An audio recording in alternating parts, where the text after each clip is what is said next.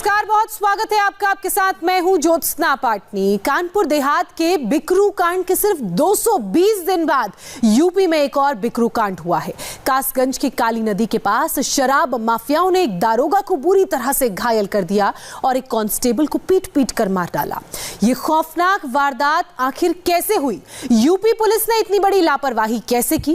कल दोपहर 3 बजे से लेकर आज सुबह 4 बजे तक कैसे कासगंज में शराब माफियाओं का तांडव चला और कैसे यूपी पुलिस के एनकाउंटर में मुख्य आरोपी का भाई मारा गया? देखिए यूपी के बिकरू कांड पार्ट 2 पर हमारी ये स्पेशल रिपोर्ट।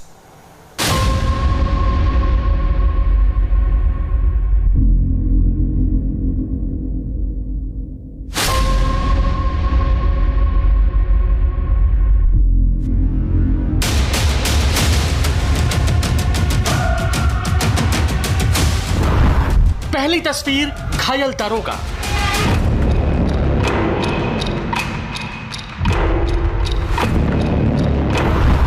दूसरी तस्वीर शहीद कांस्टेबल,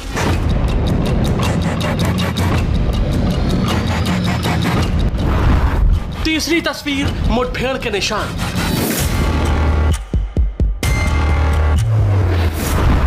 चौथी तस्वीर आधी रात सर्च ऑपरेशन।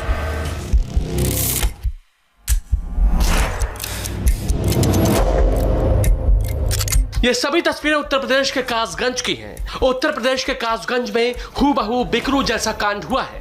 कानपुर देहात के बिकरू की ये तस्वीरें देश अब तक नहीं भूला है, जब हिस्ट्री शीटर गैंगस्टर विकास दुबे ने डीएसपी समेत यूपी पुलिस के 8 जवानों को मार दिया था। उस वक्त भी 3 जुलाई 2020 को यूपी पुलिस के जवान कानपुर देहात के बिकरू में छापेमारी के लिए गए थे और इस बार भी यूपी पुलिस के जवान छापेमारी के लिए ही गए थे और दोनों ही घटनाओं में यूपी पुलिस को जानलेवा हमले का शिकार होना पड़ा।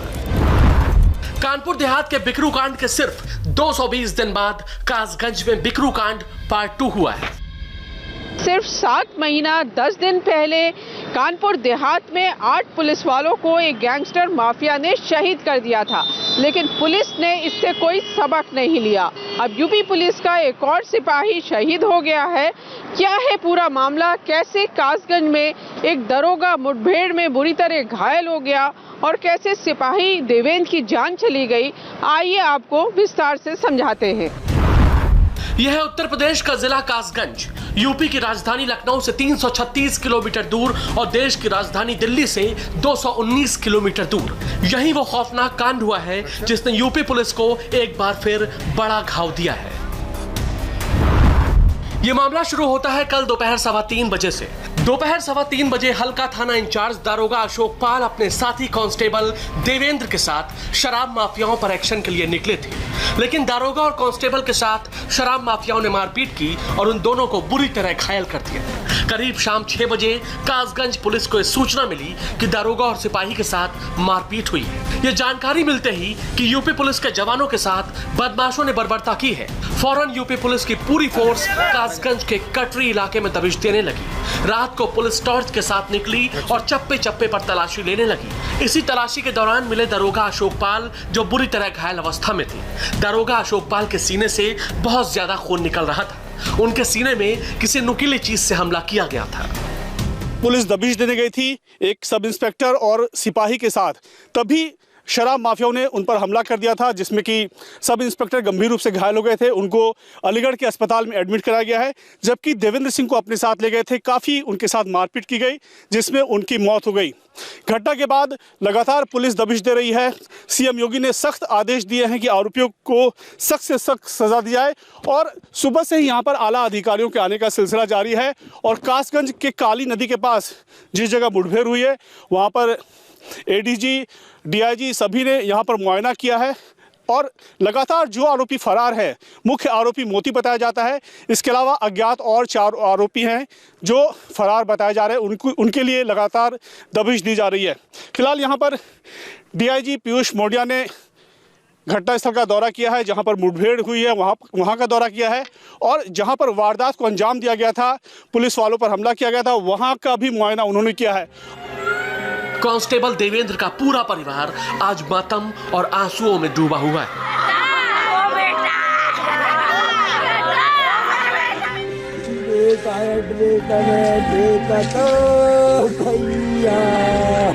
घर का चिराग बुझ गया। अब देवेंद्र अपने पीछे अपनी पत्नी और 2 बेटियों को छोड़ गए। देवेंद्र की 2 बहनें भी हैं, जिनमें से एक बहन की शादी होने वाली थी, लेकिन उससे पहले ही देवेंद्र इस दुनिया को छोड़कर चले गए। आज पूरा गांव अपने बहादुर बेटे के लिए आंसू बहा रहा है। ऐसा भगवान ने किया है कि पूरे गांव पर पहाड़ टूट चुका है, पूरा गांव मातम में छाया हुआ है, परिवार में कोराम है। इतना बड़ा दुखद समाचार मिला तो रात से ही पूरा गांव मातम में है और हमारा गांव इस समय पूरे दुख में डूबा हुआ है। हमें अत्यंत दुख है। इस पीड़ित परिवार की सहायता होनी चाहिए। हम आप सभी से विनती करते हैं कि जितना हो सके आप इस पीड़ित परिवार की सहायता करवाइए और मुआवजा दिलवाने की कोशिश करें। देवेंद्र के पिता भी अब देवेंद्र के साथियों से लिपट कर रो रहे हैं, लेकिन अब देवेंद्र वापस नहीं लौट सकते। पिता को यकीन है कि बेटे की शहादत बर्बाद नहीं जाएगी और अब शराब माफियाओं पर कार्रवाई होगी। शहीद हुआ है, उसकी तो मान लो बदला लेना चाहिए। कब भर्ती हुआ था इसकी? 15 में। शादी भई है 17 में। आपसे कोई बात हुई थी पहले? अभी हाल फिलहाल में एक कल कोई बात नहीं हुई है, किसी से नहीं हुई है। कल परसों बात हुई। परसों हुई। क्या कहा था? परसों हुई थी ये ऐसो साहब इनके संग रोहिणी की माँ खत्म हो गई थी, माँ खनौली वहाँ साथ गया था। उसके लौटते समय हमारे पास जो जानकारी मौजूद है उसके मुताबिक शराब माफिया मोती धीमर ने अपने साथियों के साथ पहले दारोगा अशोक पाल और कांस्टेबल देवेंद्र के साथ जमकर मारपीट की। बदमाश ने दारोगा की वर्दी उतारकर फेंक दी और इसके बाद दारोगा और कांस्टेबल देवेंद्र को काली नदी के पास ले गए। काली नदी से करीब 4 किलोमीटर आगे बदमाशों ने दारोगा और कांस्टेबल को पूरी तरह पीटने के बाद लहूलुहान हालत में छोड़ दिया। कांस्टेबल देवेंद्र को भी दारोगा के साथ ही जिला अस्पताल में भर्ती करवाया गया था, लेकिन डॉक्टर्स ने उनको मृत घोषित कर दिया।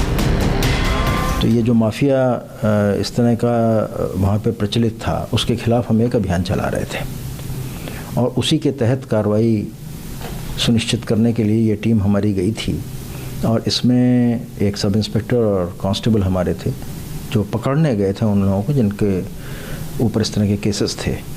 एक लीगल प्रोसेस को एग्जीक्यूट करने के लिए गए थे और उस पर इस तरह का हमला अपराधी तत्वों द्वारा पुलिस पार्टी पर करना न केवल चिंता का कारण है वरन गंभीर बात है और हमने उसको उसी गंभीरता से लिया भी है। तो जो अन्य तथ्य जो हमें सब इंस्पेक्टर साहब जब ठीक हो जाएंगे, जब बोलने लायक स्थिति बनेंगे, जो भी अन्य तथ्य हमें प्रकाश में आएगा मैं आपको अवगत कराऊंगा।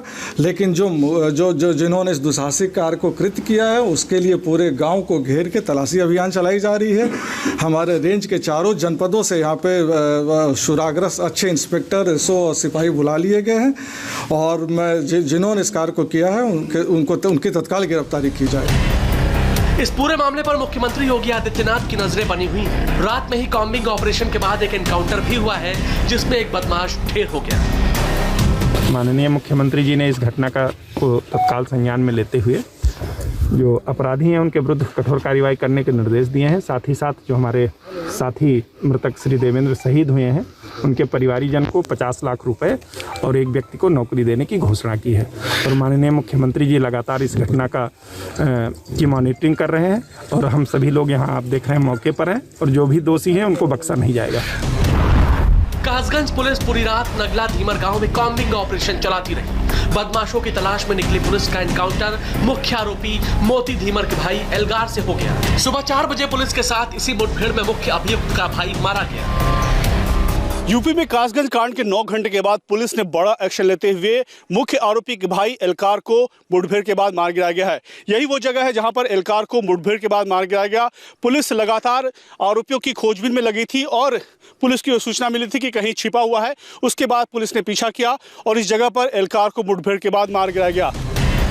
गंभीर बात यह भी है कि मुख्य आरोपी मोती धीमर एक गैंगस्टर और हिस्ट्री शीटर है। उस पर पहले से ही 11 मामले चल रहे हैं। ऐसे में बिकरू कांड जैसी लापरवाही यूपी पुलिस ने दोबारा कैसे की, इन सवालों का अब यूपी पुलिस के पास कोई जवाब नहीं है। इतनी बड़ी घटना पर केवल 2 पुलिसकर्मी जाते हैं छापामार कार्रवाई करने में, और क्या बिकरू कांड से पुलिस ने इस पूरे मामले में सबक नहीं लिया? नहीं, ऐसा नहीं है। पुलिस का बैकअप हमेशा रहता है, पुलिस का बैकअप रहता है। पुलिस टीम पूरी विश्वास के साथ दबिश देने आई थी, लेकिन चूंकि बदमाशों की संख्या थोड़ा ज़्यादा थी तो इसलिए उनको ओवर पावर नहीं कर पाई। अन्यथा जो है तो भविष्य में इस तरह की हिदायत हमने इंस्ट्रक्शन दे रखा है कि पर्याप्त पुलिस बल के साथ ही दबिश जाए, खासकर कि इस तरह के प्रभावित कटरी क्षेत्र। यूपी पुलिस के जवानों पर हमले का कोई पहला मामला नहीं है। इससे पहले भी यूपी पुलिस ऐसे हमले झेलती रही। साल 2018 में बुलंदशहर में गोकशी मामले में कार्रवाई करने पहुंचे इंस्पेक्टर सुबोध कुमार की गोली लगने से मौत हो गई थी। ये मामला काफी सुर्खियों में रहा था। इसी तरह मथुरा के जवाहर बाग में भी कब्जा की हुई जमीन को छुड़वाने पहुंची पुलिस पर भी हमला हुआ था। तब 2 पुलिसकर्मी शहीद हुए थे। अक्सर ये देखा गया है कि पुलिस पर हमले तभी होते हैं जब पुलिस का इकबाल बुलंद नहीं होता। पुलिस पर अपराधियों से साठगांठ के आरोप पहले भी लगते रहे हैं। अब कासगंज की घटना के बाद पुलिस को कम से कम सबक लेना चाहिए, जिससे और पुलिस वालों को इस तरह से अपनी जान न गंवानी पड़े।